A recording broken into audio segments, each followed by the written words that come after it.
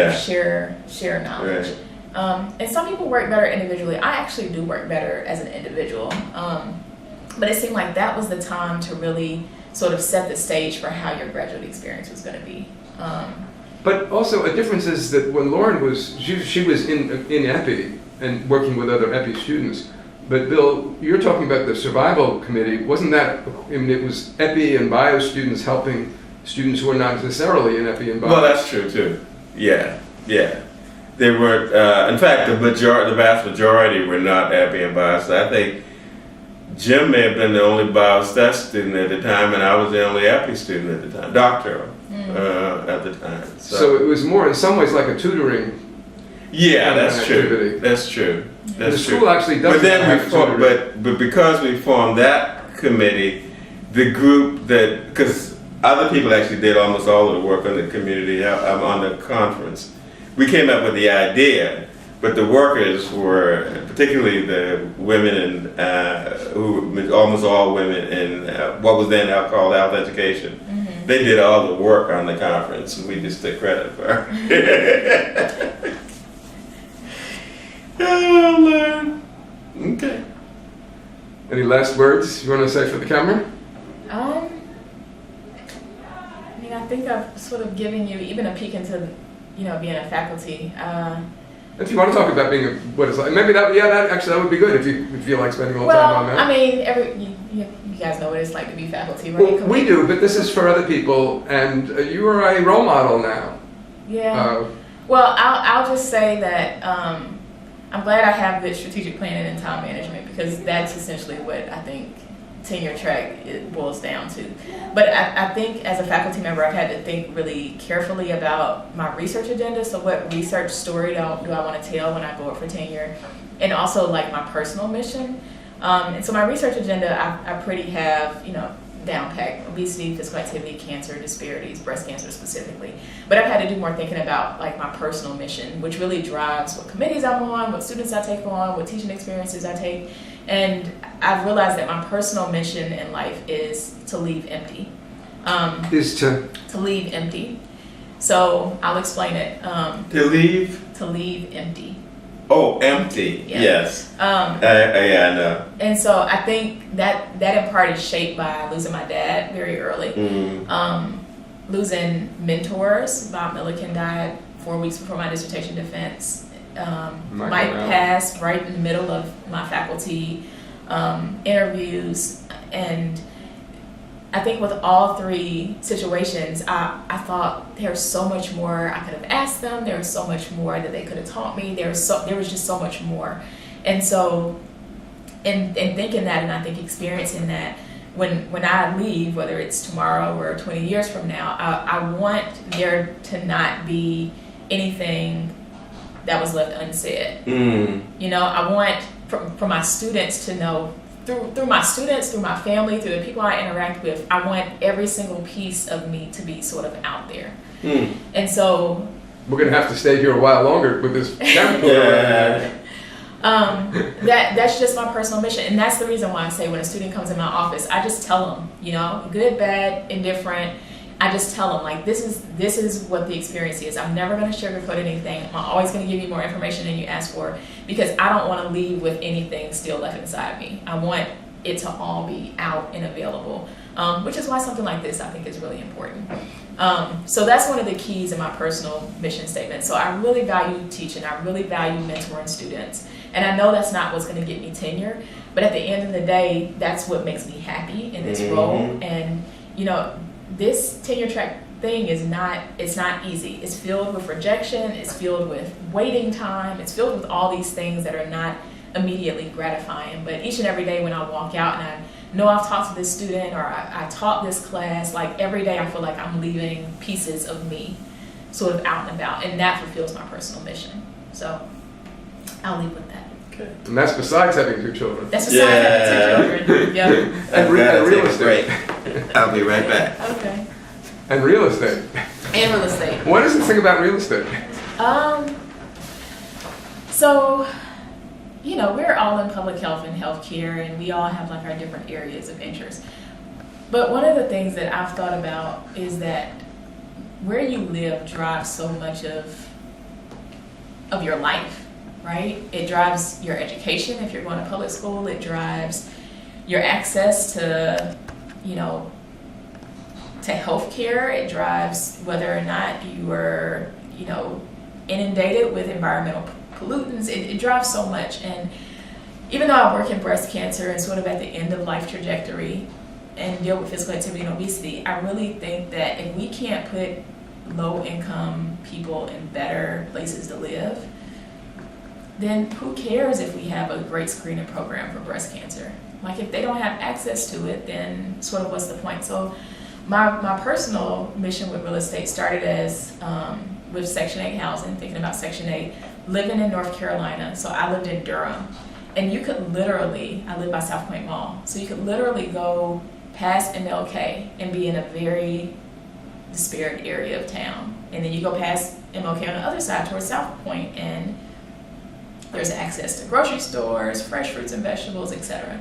And just that start, so I lived on MLK. I lived right on. This is you don't mean MLK Boulevard, you mean the highway? MLK, so that intersected. The one from 15501? Yes, up to 55, yep.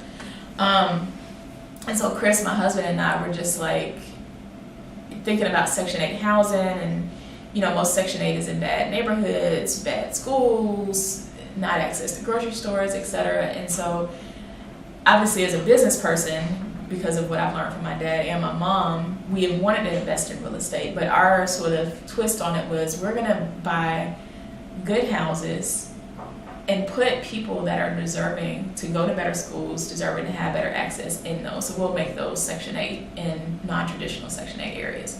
So that's kind of how we started out, and we do rentals, and that has sort of evolved from thinking about Section 8 to just thinking about people that just need opportunities in general. So, we've had people that ex-convicts that have records 20 years ago, they served their time, they did what they needed to do, but yet they still can't rent an apartment or buy a house because they have a record, right? Like, this person did something 20 years ago.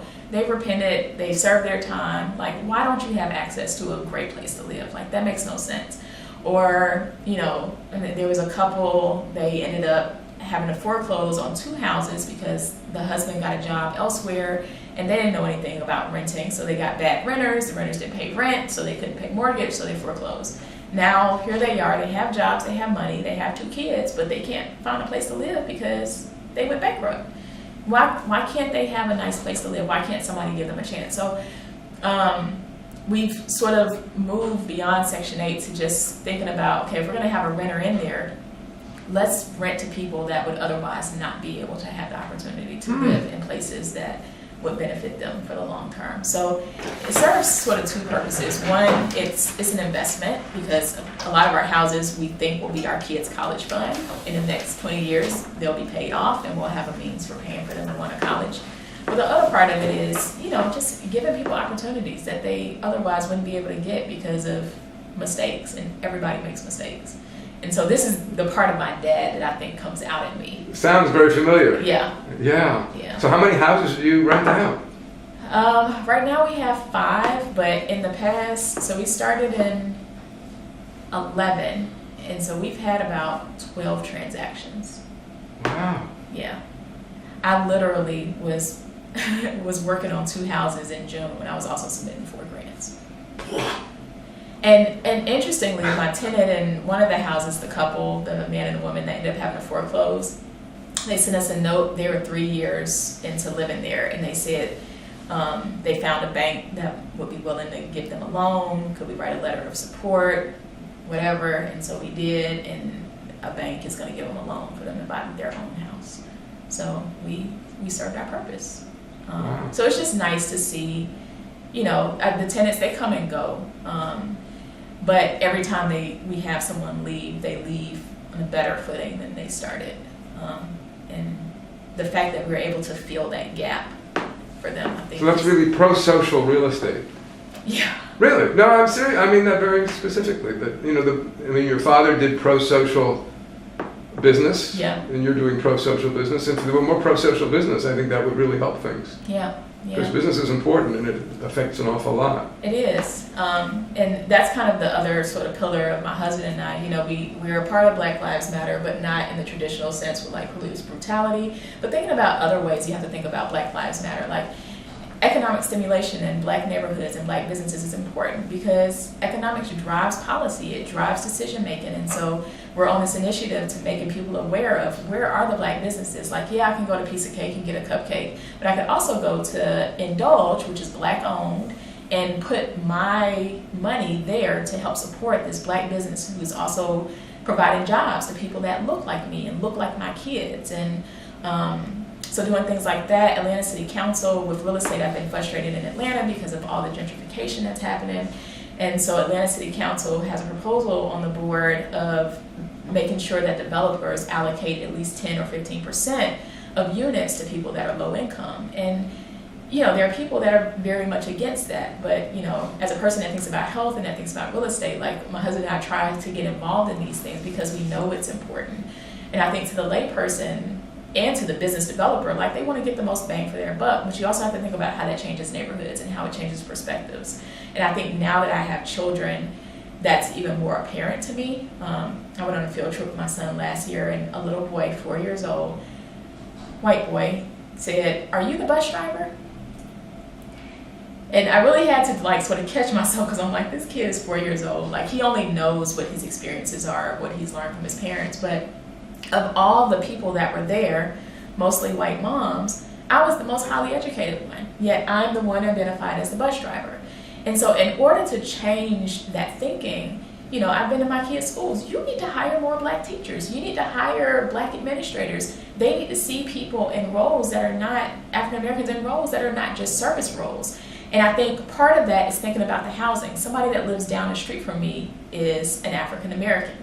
You know, and the same thing with what's happening with the city council. You're going to build these big developments in these historically Black communities. Yes, 15% of them do need to be allocated towards low income because you can't walk through life thinking that everybody, you know, is middle class. There are people that, and we can all coexist together. So that's kind of just my pet passion and project is thinking about housing and how people live and what they have access to. And everybody wants economic growth, but I think that comes at an expense. And I think we have to think very carefully about how we're doing it, particularly in a place like Atlanta, which is gentrified, for lack of a better word. Yeah, unfortunately, I was part of that movement. So, yeah, and I look back on it now, and I'm thinking we should have thought more down the road than we did back then. But one of the projects I'm interested I just bought a few acres on St. Helena Island. Oh. And it's the only predominantly Black sea island left, because you know Black people were the predominant residents of those sea islands. And I was trying to think of how we might be able to maintain a Black presence on St. Helena. Yeah. Because right now it is sandwiched between a very upper middle class island and a very rich island. And then St. Helena sits in the middle, and it's big. And you know, just the economics dictate that encroachment is going to be coming for us. So I would like to spend time thinking about what we might be able to do there.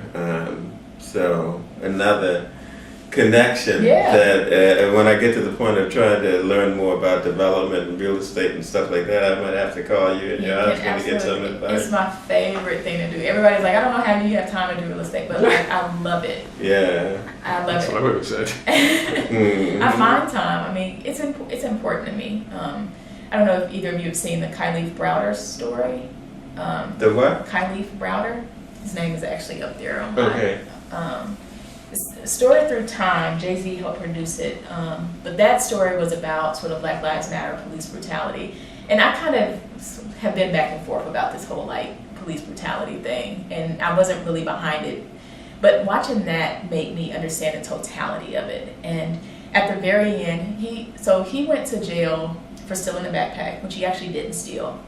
And he kept trying to tell, you know, the DAs, et cetera, like, I'm innocent, I did not do this. And they just wanted him to take the deal, take the deal, take the deal. And, you know, in the midst of being in jail, he's facing brutality from other inmates, from prison guards, et cetera. But he just refused. He said, I'm not saying I did something that I did not do. Mm-hmm. 3 years later, after all the abuse in prison, he gets released. And he tries to, his family tries to sue New York because he was on Rikers. Yeah.